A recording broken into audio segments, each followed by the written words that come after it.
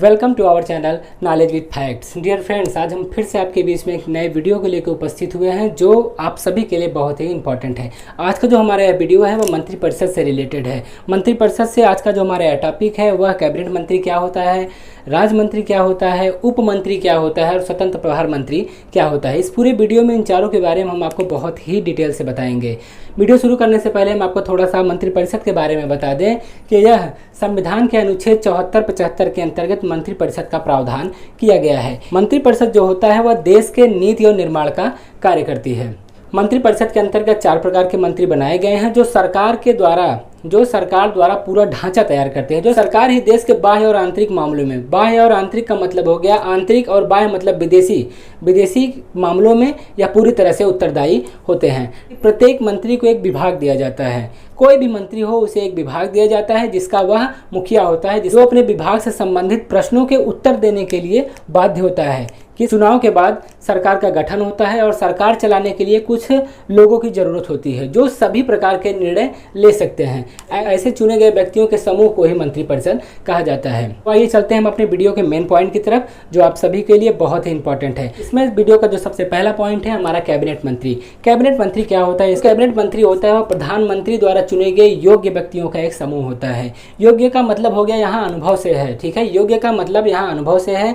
वह जिस क्षेत्र में प्रधानमंत्री जिस क्षेत्र में कैबिनेट मंत्री को चुनता है वह उस क्षेत्र का अनुभवी होता है। और ऐसा नहीं कि अगर उस क्षेत्र का अनुभवी हो तो उसे कैबिनेट मंत्री बना दिया जाएगा। इससे कुछ और क्राइटेरिया हैं जो बनाए गए हैं, प्रधानमंत्री उसे कैबिनेट मंत्री नियुक्त करता है। कैबिनेट मंत्री को अन्य मंत्रियों की तुलना में ज़्यादा अधिकार और ज़्यादा शक्तियाँ प्राप्त होती हैं। जैसे कि कैबिनेट मंत्री जो होता है वह सबसे ज़्यादा पावरफुल होता है राज्य मंत्री की तुलना में या उप मंत्री की तुलना में या स्वतंत्र प्रभार मंत्री की तुलना में। कैबिनेट मंत्री को अन्य मंत्रियों की तुलना में अत्यधिक शक्तियाँ उसे प्राप्त होती हैं। कैबिनेट की बैठक में एक चीज़ यहाँ हम आपको और बता दें कि कैबिनेट की बैठक में प्रत्येक कैबिनेट मंत्री का होना अति आवश्यक होता है, बहुत ही अनिवार्य होता है कि वह कैबिनेट की मीटिंग में, कैबिनेट की बैठक में उसका पहुँचना अत्यंत अनिवार्य होता है। तो ये हो गया हमारा कैबिनेट के बारे में। यहाँ हमने 2 पॉइंट लिखे हैं कि प्रधानमंत्री सबसे योग्य एवं अनुभवी को मंत्री पद के लिए चुनता है। इसे आप ध्यान रखिएगा। कैबिनेट मंत्री को देखिए यहाँ पे हमने इस पूरे बोर्ड पे हमने चारों मंत्रियों के बारे में बताया है, कैबिनेट मंत्री, राज्य मंत्री, स्वतंत्र प्रभार मंत्री और उप मंत्री। इसे आप ध्यान रखिएगा। और इसमें से जो इंपॉर्टेंट पॉइंट है उसको हमने बोर्ड पर भी लिखा है ताकि आपको अच्छे से समझ में आ जाए।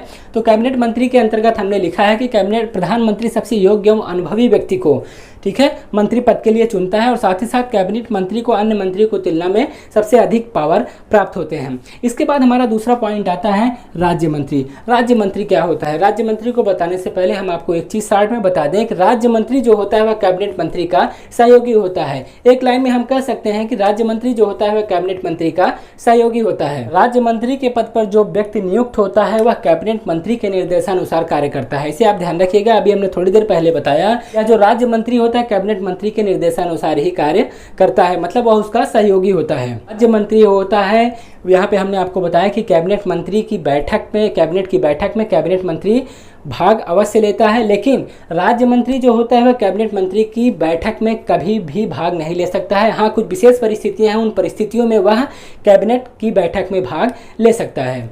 यहाँ राज्य मंत्री के बारे में हमने जो इंपॉर्टेंट चीज़ है उसको हमने लिख दिया है कि कैबिनेट मंत्री के सहयोग के लिए राज्य मंत्री का निर्माण किया गया है। हमने पहले ही आपको बताया कि जो राज्य मंत्री होता है वह कैबिनेट मंत्री का सहयोगी होता है। मतलब कैबिनेट मंत्री जो होता है, मतलब अगर कोई राज्य मंत्री है तो कैबिनेट मंत्री का सहयोगी होगा और राज्य मंत्री जो होता है वह कैबिनेट मंत्री की बैठक में भाग नहीं ले सकता है और विशेष परिस्थितियों में वह भाग ले सकता है। तो उम्मीद है कि कैबिनेट मंत्री और राज्य मंत्री आपको अच्छी तरह से समझ में आ गए होंगे। अब आइए हम चलते हैं अपने तीसरे पॉइंट की तरफ जो है स्वतंत्र प्रभार मंत्री। जैसे कि इसका शाब्दिक अर्थ अगर हम समझें तो स्वतंत्र मतलब यह फ्री है। यह ना तो कैबिनेट मंत्री के अधीन है और ना ही यह राज्य मंत्री के अधीन है। इस पद पर, स्वतंत्र प्रभार मंत्री के पद पर जिस भी व्यक्ति को नियुक्त किया जाता है वह अपने पद पे, अपने विभाग का वह प्रधान होता है, वह प्रमुख होता है। इस चीज को आप ध्यान रखिएगा। इसके नाम से ही आप समझने की कोशिश करिए कि स्वतंत्र प्रभार मंत्री जो होता है वह अपने विभाग का प्रमुख होता है। और दूसरी चीज, वह ना तो कैबिनेट मंत्री के अधीन होता है और ना ही राज्य मंत्री के अधीन होता है।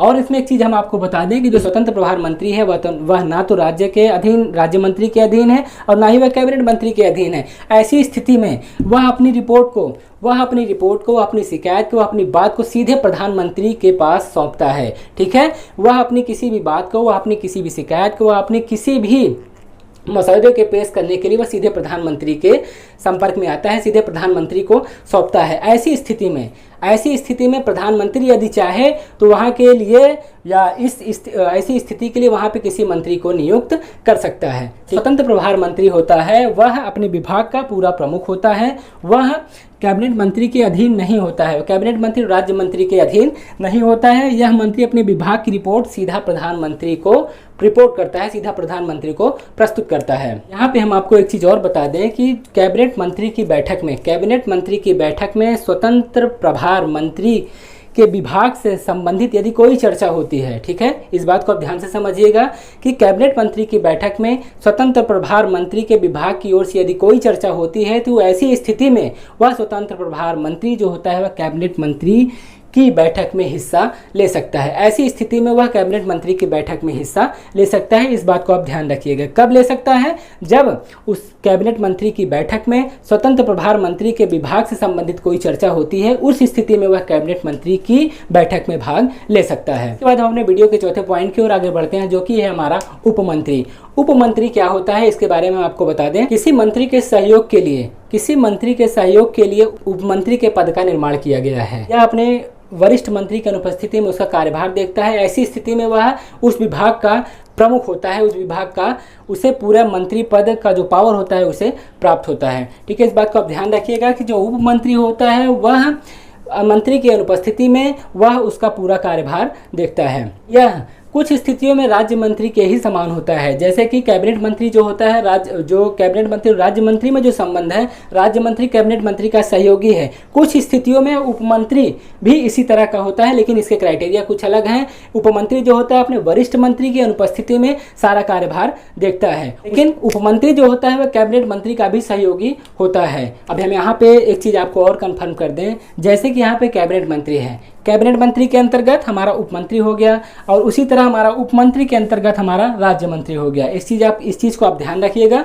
कि कैबिनेट मंत्री के अंतर्गत हमारा उपमंत्री के अंतर्गत हमारा राज्य मंत्री। अब लेकिन यहाँ पे एक आ गया हमारा फिर लास्ट में स्वतंत्र प्रभार मंत्री में हमने आपको बताया कि पूरी तरह से स्वतंत्र है, इसे अलग से स्वतंत्र प्रभार प्रदान किया गया है। यह सीधे यह ना तो कैबिनेट मंत्री के अधीन है, ना यह राज्य मंत्री के अधीन है, यह पूरी तरह से जो है वह प्रधानमंत्री के अधीन होता है या प्रधानमंत्री के अंतर्गत यह स्वतंत्र प्रभार मंत्री आता है। यहाँ पे आपको एक बात और समझनी चाहिए कि मंत्रियों का समूह ही मंत्रिपरिषद क्यों है। ठीक है, मंत्रियों का समूह ही मंत्रिपरिषद क्यों है? ये कैबिनेट मंत्री जिनके प्रधान होते हैं कौन? प्रधानमंत्री। मंत्रियों जो कैबिनेट मंत्री हैं इनके प्रधान कौन होते हैं? प्रधानमंत्री होते हैं। और प्रधानमंत्री का जो कार्य होता है वह प्रधानमंत्री का जो पद होता है, प्रधानमंत्री का जो पद बनाया गया है वह सिर्फ और सिर्फ राष्ट्रपति को सलाह देने के लिए बनाया गया है। हमारी बातों को आप गौर करिएगा कि मंत्रियों का जो समूह होता है वह मंत्रिपरिषद क्यों है, इसको आप ध्यान रखिएगा। कैबिनेट मंत्री जिसके प्रधान होते हैं प्रधानमंत्री, इनका जो पद बनाया गया है, प्रधानमंत्री का जो पद बनाया गया है वह सिर्फ और सिर्फ राष्ट्रपति को सलाह देने के लिए बनाया गया है। भारत में जो कार्यपालिका प्रमुख होता है वह सिर्फ और सिर्फ राष्ट्रपति होता है, जो राष्ट्र का प्रमुख होता है। प्रधानमंत्री और मंत्रिपरिषद जो होते हैं वह सिर्फ और सिर्फ राष्ट्रपति को सलाह देने के लिए इनका पद बनाया गया है। प्रधानमंत्री भले ही वह हमें लगता है कि प्रधानमंत्री के पास ज़्यादा शक्तियां हैं या मंत्रिपरिषद जो है उनके पास ज़्यादा शक्तियां हैं, लेकिन ऐसा कुछ नहीं है। यह प्रधानमंत्री और मंत्रिपरिषद में जितने भी लोग हैं वह सिर्फ और सिर्फ राष्ट्रपति को सलाह देने के लिए बनाए गए हैं। इनका पद जो है सिर्फ और सिर्फ राष्ट्रपति को सलाह देने के लिए बनाए गए हैं। इसलिए जब भी कोई कानून बनेगा, कोई नीति निर्माण होगा, तो यह मंत्रिपरिषद और प्रधानमंत्री सिर्फ सलाह देंगे राष्ट्रपति को, लेकिन उस पर जो अंतिम हस्ताक्षर होता है वह प्रधानमंत्री का उस पर नहीं होता है। उस पर अंतिम हस्ताक्षर होगा वह सिर्फ और सिर्फ राष्ट्रपति को होगा। अगर वह राष्ट्रपति उस पर सिग्नेचर कर देता है, अपने हस्ताक्षर कर देता है, तो वह कानून उस दिन से लागू माना जाता है। तो आप समझ गए होंगे कि राष्ट्रपति जो होता है वह कार्यपालिका का प्रमुख क्यों होता है, और जो मंत्री हैं और प्रधानमंत्री हैं या सिर्फ और सिर्फ राष्ट्रपति को सलाह देने के लिए इनका पद बनाया गया है। तो उम्मीद है कि पूरा वीडियो आपको बहुत ही अच्छी तरह से समझ में आ गया होगा। इसमें राज्य मंत्री क्या हैं, उप मंत्री क्या हैं, कैबिनेट मंत्री क्या हैं, स्वतंत्र प्रभार मंत्री क्या है, इन सबको हमने बहुत ही डिटेल से आपको समझाया। उम्मीद है कि यह पूरा वीडियो आपको बहुत ही पसंद आया होगा। वीडियो में अगर किसी भी तरह का कन्फ्यूजन है तो वीडियो में आप कमेंट बॉक्स में अपने कमेंट जरूर छोड़ें। और हाँ, अगर आप हमारे चैनल पर नए हों तो चैनल को जरूर सब्सक्राइब करें। मिलेंगे फिर से आपसे एक नए वीडियो में नए एनर्जी नए उत्साह के साथ। तब तक बने रहिए हमारे चैनल के साथ। जय हिंद।